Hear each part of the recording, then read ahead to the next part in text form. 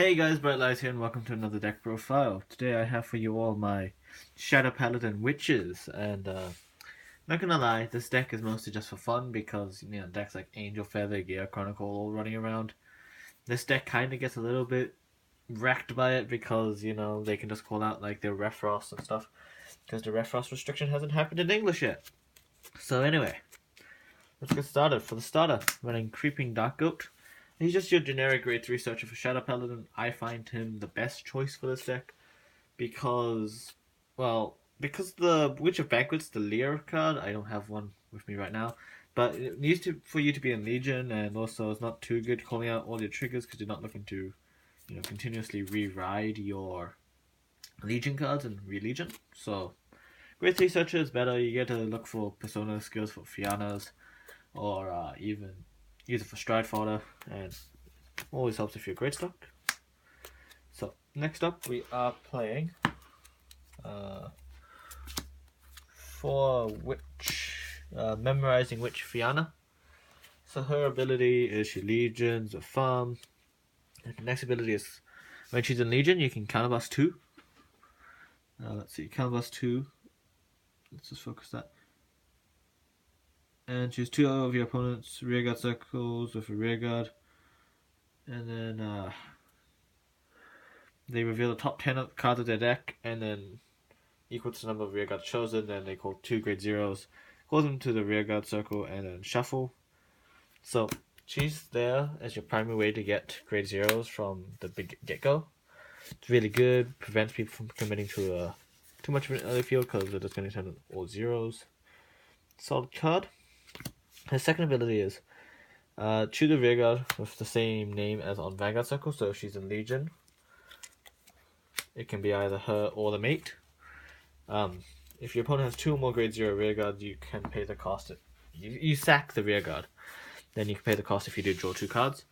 Pretty good card. In case you have too many Fiannas in hand, you can sack it, draw 2, and then you can't use it for the rest of the turn though, but I find her to be your ideal first right target. Next, we're playing for Rias. She's still your finisher of the deck. So her ability is she Legions, and when she does Legion, pay the cost of sacking one of your Witch rearguards. Creeping Dark Goat is not a Witch, obviously, so you can't sack him. Though by the time you ride in Legion with her, you shouldn't have Dark Goat on the field. Anyway, so then after you sack a unit, your opponent's Vanguard gets minus 5k power for every rearguard circle with a grade 0 on it. Every one of their grade 0s that they control. The second ability is counterblast 2 and choose, basically Fianna's ability, but more expensive. You counterblast 2, you only select 1 in the top 5. Very situational skill, you're not looking to use it. But yeah, really good.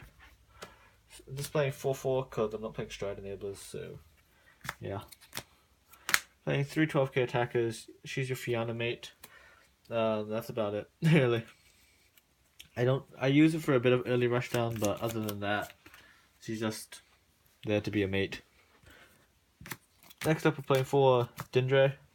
She's the mate to Rias. Her ability is simple. Just when she's placed on rearguard circle, if you have a Witch Vanguard, you can Soul Blast 1, and then you choose 1 grade 0 from their drop zone, call it to rearguard.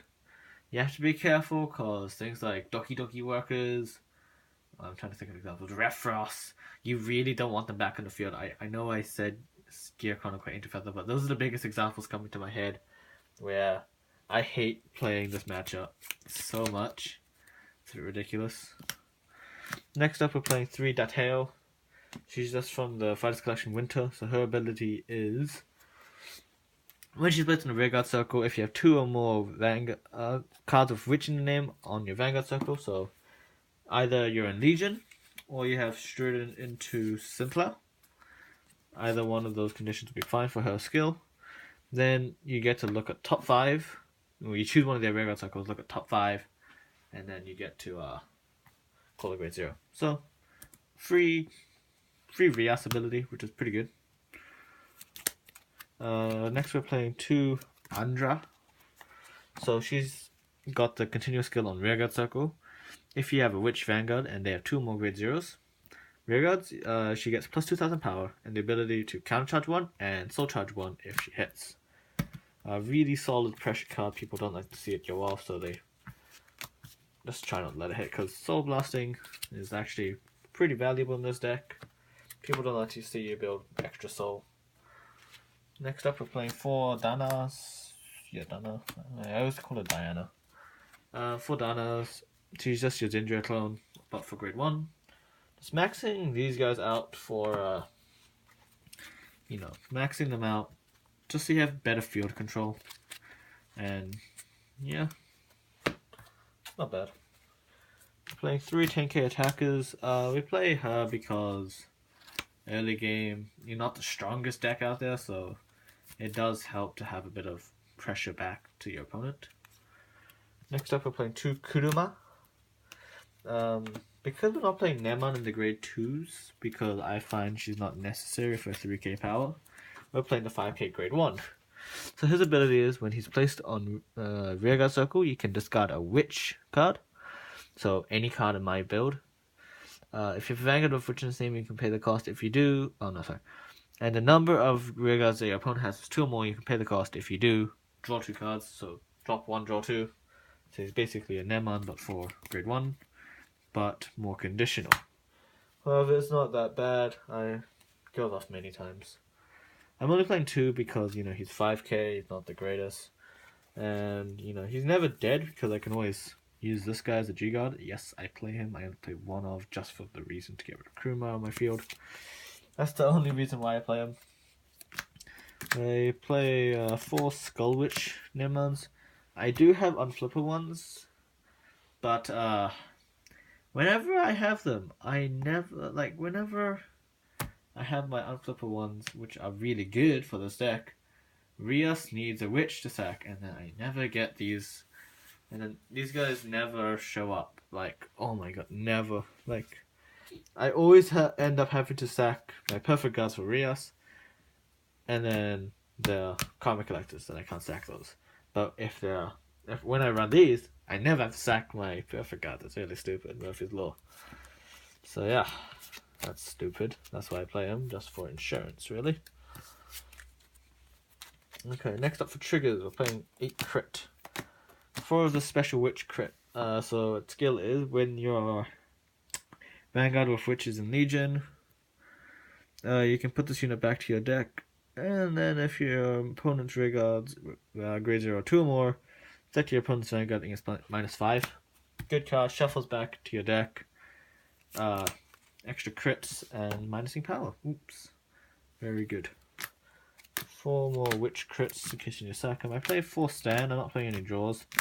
I like to play the stands because of Detail, Rias. Not Detail, Sinclair, Rias. So adding stands really works for the deck, and his skill's not bad. Playing 4 heals because heals the heals and G-Guards and stuff. So, yep. That's it for the main deck. Put that aside. Onto the G zone. Playing 2 Grim Recruiter, just your simple on-hit guy. When he hits, you get to call a grade 1 from your deck. And yeah, that's about it. Playing 1 Medew. For when you Legion, need back your grade 3s, you can just Medew, get your grade 3 back. Just prolong the game, I guess. Playing 2 Sinclair. So Sinclair's ability is once per turn, counterblast 1, and if you have a heart with Witch in his name and your opponent has 2 or more grade 0 rearguards, they reveal the top 10 from their deck and choose a grade 0 and ride it as stand. Till end of turn, that grade 0 gets at the beginning of the guard step that your that this unit was attacked. Oh no, that any of your units are attacked. You can pay the cost if you do. Just any number of your cards from hand and call them to Guardian at rest, so you can counterblast 1 to call a perfect guard. Just so it's not hella broken. And then at the end of the turn, you can choose one of your cards in your soul, right at a stand. Now, this card, it sounds so good because it prevents people from using G-Guards and prevents people from using G-Guards that come to grade 0. They can only use 0s to guard unless it counterblast 1. It's a really good card. Except for when your opponent runs Break Rides. Then it's like, holy crap, I hate this card. 15k break rided grade 0. You're just like, what the hell? So be careful when playing her. Next up, we're playing 4 Dark Dragon Phantom Blaster Diablo, who I will now consider a staple in most Shadow Paladin decks to play at 4. Reason why? Oh, the reason why you play him is because he gets an easy plus 10k in crit. And on top of that,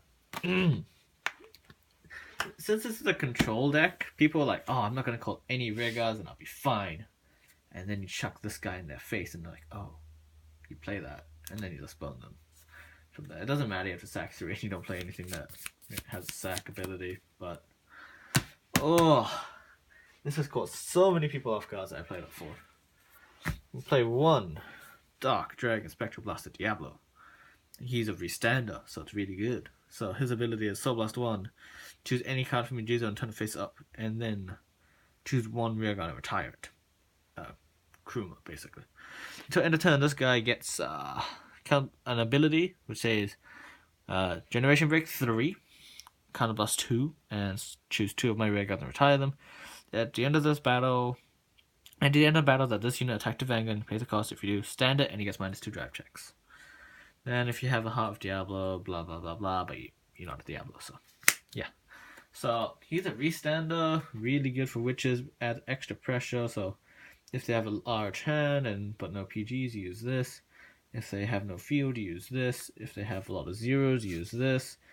And if it's really late game, because you flip copies of this, you have that 1 Blizzard, because yeah, why not, I'd say, because Blizzard's cool. He's a cool card. Let's see, on to G Guardians. Yeah, G Guardians. We play, as stated before, the 1 Ludwig. Dark Knight Ludwig, the really bad Shadow Paladin G Guard. So let's focus this horrible mess.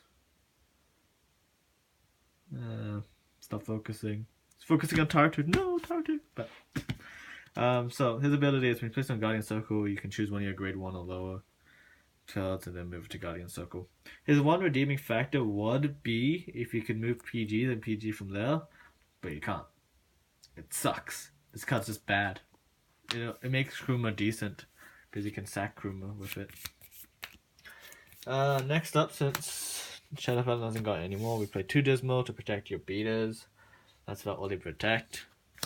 And 2 Screw Yous for the Screw Yous. You just play 5 G Guards because there aren't too many great Shadow Paladin G units for now.